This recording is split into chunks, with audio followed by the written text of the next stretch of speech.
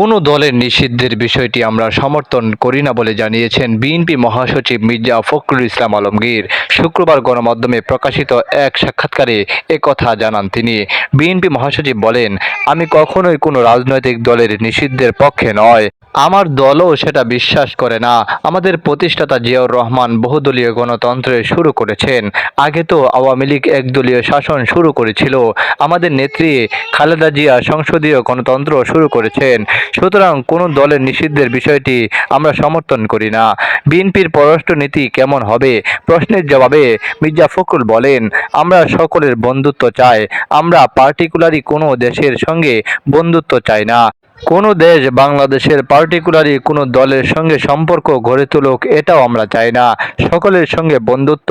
অন্য দেশ এখানকার মানুষের সঙ্গে সম্পর্ক গড়ে তুলবে। পারস্পরিক স্বার্থ বিবেচনা করে, আমাদের সার্বভৌমত্ব সম্মান করে সম্পর্ক হবে।